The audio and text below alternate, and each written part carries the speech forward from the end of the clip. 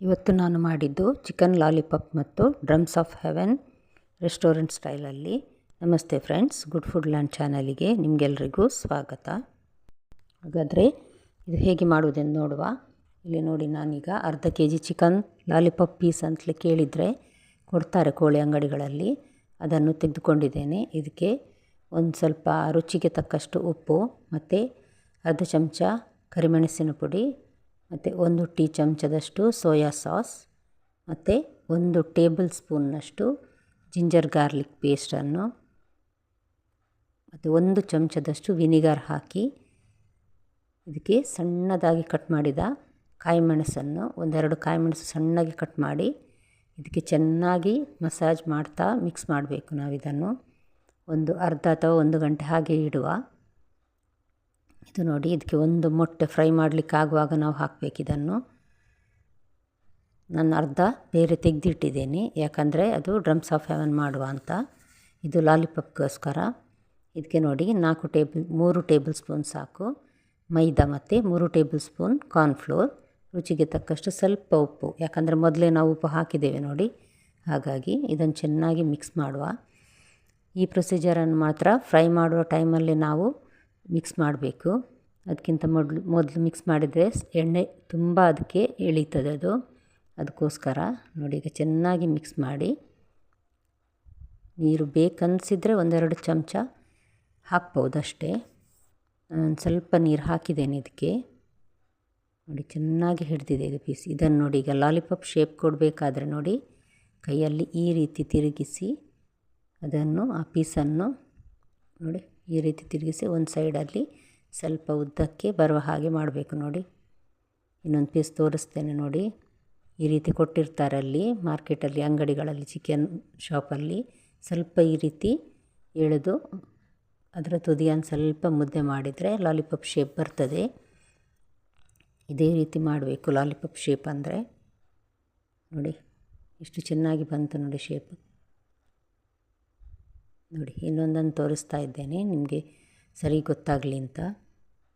ನೋಡಿ, ಇದೇ ರೀತಿ ಮಾಡಿದರೆ ಆಯಿತು. ಈಗ ನಾನು ಎಣ್ಣೆ ಬಿಸಿಯಾಗಲಿಕ್ಕೆ ಇಟ್ಟಿದ್ದೇನೆ. ಎಣ್ಣೆ ಚೆನ್ನಾಗಿ ಬಿಸಿಯಾಗಿದೆ. ಈಗ ಲೋ ಟು ಮೀಡಿಯಮ್ ಹೀಟಲ್ಲಿ ಇಡಬೇಕಿದನ್ನು. ಮೆಲ್ಲ ಉರಿಯಲ್ಲಿ, ಅಂದರೆ ಜೋರು ಉರಿಸಾಗಬಾರ್ದು, ತೀರಾ ಮೆಲ್ಲ ಉರಿಸ ಇರಬಾರ್ದು.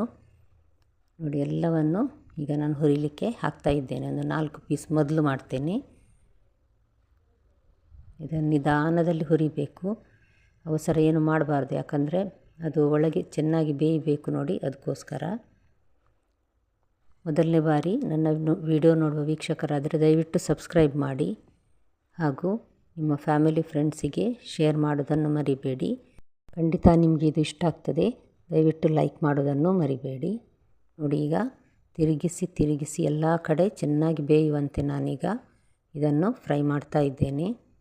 ಪ್ರತಿಯೊಂದು ಸೈಡನ್ನು ತಿರುಗಿಸಿ ಹಾಕಿ ಫ್ರೈ ಮಾಡಬೇಕಿದು. ನೋಡಿ, ಈಗ ಒಂದು ಕಡೆ ಚೆನ್ನಾಗಿ ಫ್ರೈ ಆಗಿದೆ. ಈಗ ಇದು ನೋಡಿ ಎಷ್ಟು ಚೆನ್ನಾಗಿ ಫ್ರೈ ಆಗ್ತಾ ಬಂತು ನೋಡಿ.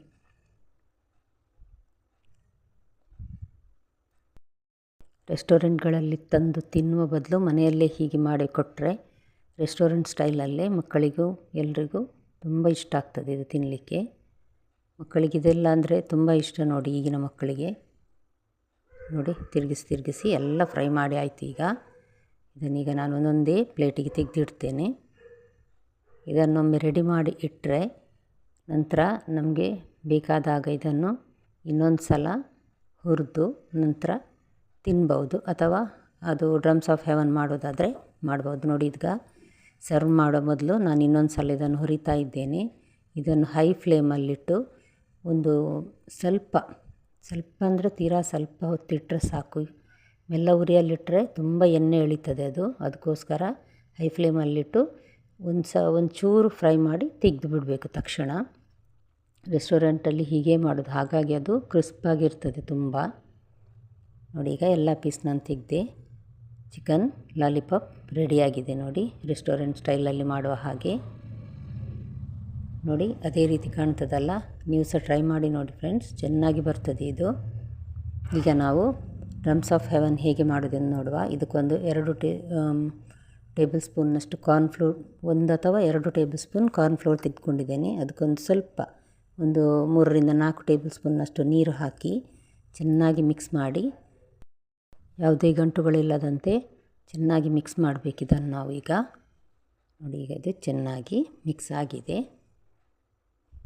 ಈಗ ನೋಡಿ, 3 ಟೇಬಲ್ ಸ್ಪೂನ್ನಷ್ಟು ಸಣ್ಣಗೆ ಕಟ್ ಮಾಡಿದ ಈರುಳ್ಳಿ, 1 ಟೇಬಲ್ ಸ್ಪೂನ್ನಷ್ಟು ಸಣ್ಣಗೆ ಕಟ್ ಮಾಡಿದ ಶುಂಠಿ ಮತ್ತು 1 ಟೇಬಲ್ ಸ್ಪೂನ್ ಬೆಳ್ಳುಳ್ಳಿ ಮತ್ತು ಕಾಯಿ ಮೆಣಸು 1-2 ರೌಂಡಾಗಿ ನಾನು ಕಟ್ ಮಾಡಿದ್ದೇನೆ ಅದನ್ನು. ಈಗ ನಾವು ಚಿಕನ್ ಹುರಿದ ಎಣ್ಣೆಯನ್ನೇ ನಾನು 1 ಟೇಬಲ್ ಸ್ಪೂನ್ ಹಾಕಿ ಇದರಲ್ಲಿ ಈರುಳ್ಳಿ, ಬೆಳ್ಳುಳ್ಳಿ, ಶುಂಠಿಯನ್ನು ಹಾಕಿ ಒಂದು ಸ್ವಲ್ಪ ಹೊತ್ತು, ತೀರಾ ಒಂದು ಕೆಲವು ಸೆಕೆಂಡ್ನಷ್ಟು ಅಷ್ಟೇ ಸಾಕು. ಯಾಕಂದರೆ ಅದು ಕಚ್ಚಿ ತಿನ್ನುವಾಗ ನಮಗೆ ಸಾಫ್ಟಾಗಿರಬಾರ್ದು, ಸ್ವಲ್ಪ ಕರುಮ್ ಅನ್ನಬೇಕು ಹಾಗೆ. ಇದು ನೋಡಿ, ನಾನೀಗ ಚಿಲ್ಲಿ ಸಾಸ್ ಹಾಕಿದ್ದೇನೆ. 2 ಟೇಬಲ್ ಸ್ಪೂನ್ ಅಥವಾ 3 ಟೇಬಲ್ ಸ್ಪೂನ್ ಹಾಕ್ಬೋದು, ಖಾರ ಬೇಕನ್ನಿಸಿದರೆ ಸ್ವಲ್ಪ ಜಾಸ್ತಿ. ಒಂದು 3 ರಿಂದ 4 ಟೇಬಲ್ ಸ್ಪೂನ್ನಷ್ಟು ಟೊಮ್ಯಾಟೊ ಕೆಚಪ್ ಹಾಕಬೇಕಿದ್ದಕ್ಕೆ. ಈಗ 1 ಟೀ ಸ್ಪೂನ್ನಷ್ಟು ಸೋಯಾ ಸಾಸ್, ಇದನ್ನು ಹಾಕಿ ಮೆಲ್ಲ ಉರಿಯಲ್ಲೇ ಇದೆ ಗ್ಯಾಸ್. ಈಗ ಇದನ್ನು ಹಾಕಿ ಒಂಚೂರು 1-2 ಸೆಕೆಂಡ್ ಸಾಕು ಬಿಸಿ ಮಾಡಿದರೆ, ಜಾಸ್ತಿ ಬಿಸಿ ಮಾಡಬೇಕಾಗಿಲ್ಲ ಇದು. ಈಗ ಒಂದು ಅರ್ಧ ಚಮಚದಷ್ಟು ಪೆಪ್ಪರ್ ಪೌಡರ್, 1 ಚಮಚದಷ್ಟು ವಿನಿಗರ್ ಹಾಕಿ ಒಂದು ಸಲ ಮಿಕ್ಸ್ ಮಾಡುವ. ಪೆಪ್ಪರ್ ಪೌಡರ್ ನೋಡಿ, ಇದು ಮಿಕ್ಸ್ ಮಾಡುವ. ಯಾವುದೇ ಕಲರ್ ಬಳಸುವ ಅಗತ್ಯ ಇಲ್ಲ. ಉಪ್ಪು ಅದರಲ್ಲಿ ಆಲ್ರೆಡಿ ಇದೆ, ಹಾಗಾಗಿ ಹಾಕಲಿಲ್ಲ ನಾನು. ಇದು ನೋಡಿ, ಕಾರ್ನ್ಫ್ಲೋರನ್ನು ಮಿಕ್ಸ್ ಮಾಡಿದ್ದೇವಲ್ಲ, ಅದು ನೀರನ್ನು ಹಾಕಿದ್ದೇನೆ ನಾನು. ಚೆನ್ನಾಗಿ ಮಿಕ್ಸ್ ಮಾಡಬೇಕು. ಈಗ ಇದನ್ನು ನಾವು ಸ್ವಲ್ಪ ದಪ್ಪ ಆಗ್ತದೆ ಇದೀಗ ನೋಡಿ. ಈಗ ಒಂದು ಚೂರು ನಾನು ಒಂದು ಚಿಟಿಕೆಯಷ್ಟು ಉಪ್ಪು ಹಾಕಿದ್ದೇನೆ ಇದಕ್ಕೆ. ಕಾರ್ನ್ಫ್ಲೋರ್ನ ನೀರು ಹಾಕಿದ ಮೇಲೆ ಮಾಡಿದ್ದು ನೋಡಿ. ಈಗ ಸ್ವಲ್ಪ ಮಂದಾಗಿದೆ. ಇವಾಗ ಹುರಿದಿಟ್ಟ ಚಿಕನನ್ನು, ಲಾಲಿಪಾಪನ್ನು ಹಾಕಿ ಚೆನ್ನಾಗಿ ಮಿಕ್ಸ್ ಮಾಡುವ.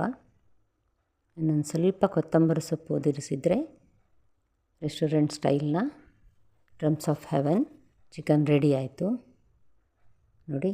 ಇದನ್ನು ಸರ್ವ್ ಮಾಡಿ ನೋಡಿ, ಆವಾಗ ಅದೇ ರೀತಿ ರೆಸ್ಟೋರೆಂಟ್ ಸ್ಟೈಲಲ್ಲೇ ಕಾಣ್ತದೆ ನೋಡಿ. ತಿನ್ನುವಾಗ ಸಹ ಅಷ್ಟೇ ರುಚಿ ಇರ್ತದೆ. ಸುಲಭ ರೀತಿಯಲ್ಲಿ ಮನೆಯಲ್ಲೇ ಮಾಡಬಹುದಾದ ರೆಸಿಪಿ ಇವತ್ತಿನದು. ಮತ್ತೆ ಭೇಟಿಯಾಗೋಣ. ಧನ್ಯವಾದ.